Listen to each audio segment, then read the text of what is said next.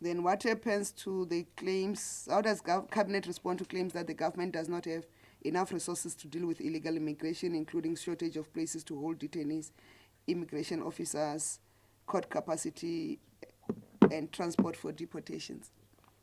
I don't think we were in the same cabinet briefing. If we were in the same, this question would not have arisen.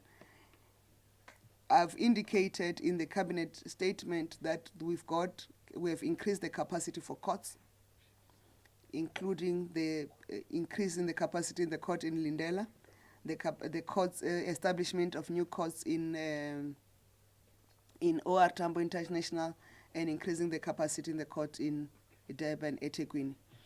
And we remember, in terms of policy of the which was approved, we are moving the part of the white paper, revision of the white paper on immigration. We are moving the refugee, the reception centers, not refugee, the reception centers to the border, so that we then build that capacity up there.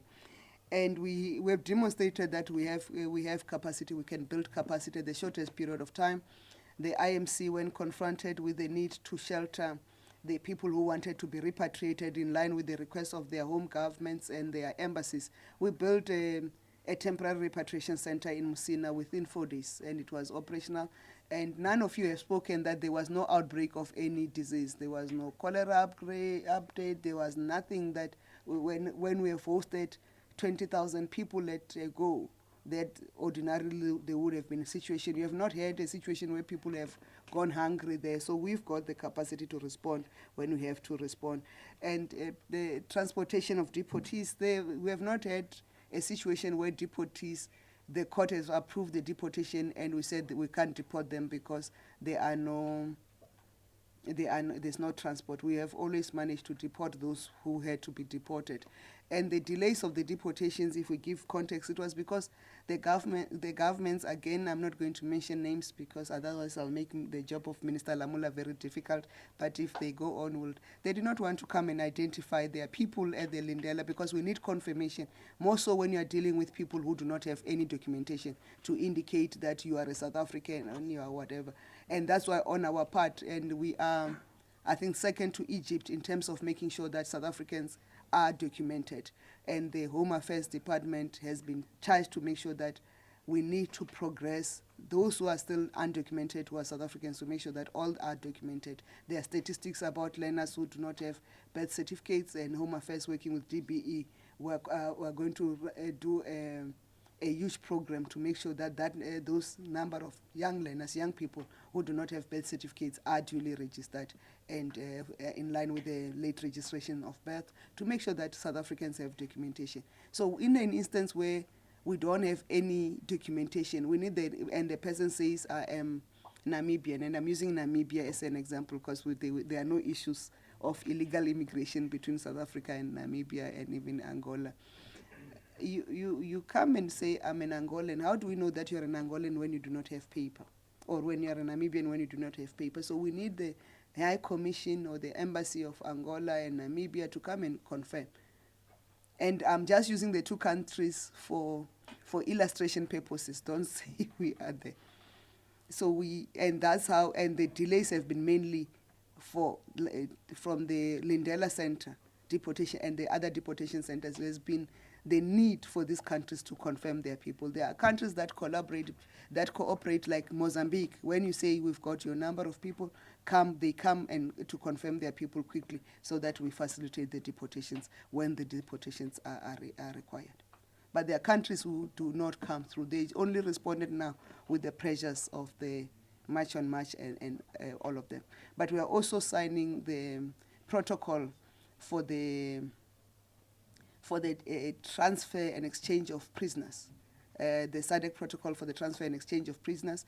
We've got more than 7,000 prisoners in our prisons who are not South Africans, and we have a commitment to make sure the holding capacity of our prisons is at acceptable level. But you can't release people who are not South Africans even when you do parole, so they need to go back to their country. So we are finalizing those agreements to make sure we can then take people back to their homes who are offenders, so that they can serve their sentences at home.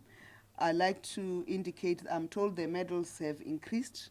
The medal tally at the Commonwealth Games have increased. I must indicate, sure, these young South Africans are real South Africans, showing them flames.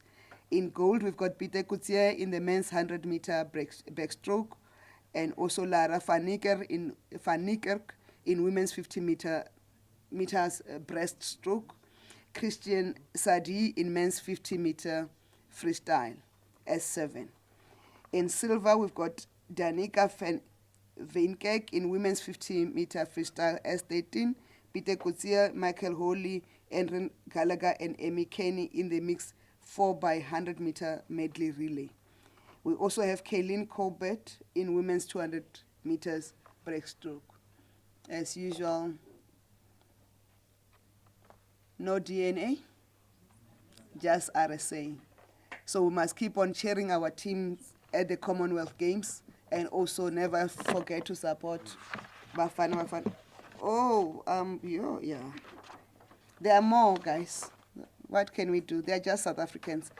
On bronze, Andrew Gallagher in the women's meters 100 butterfly, Ruud van Reenen in 100-meter breaststroke, Oliver Nel, Amy Kenny, Andrew Gallagher, Rebecca Meda in the women's 4x100 medley relay. Again, Peter Coetzee, Michael Hawley, Chadley Claw, Ruud van Reenen in the men's 4x100 medley relay. Chadley Claw became the most decorated male athlete with a record of 21 medals after helping South Africa secure bronze in the 4x100 male medley relay. They're just South African guys. They're just South Africans. It's in our DNA. Thank you very much.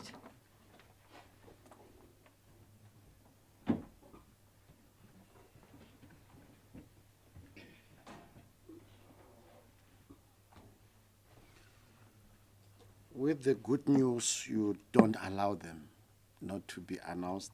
So, colleagues, the statement of the post-cabinet briefing will be shared.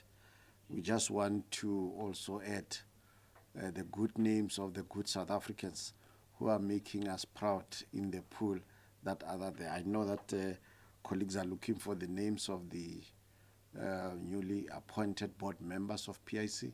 They are contained in the statement. You'll get it very soon.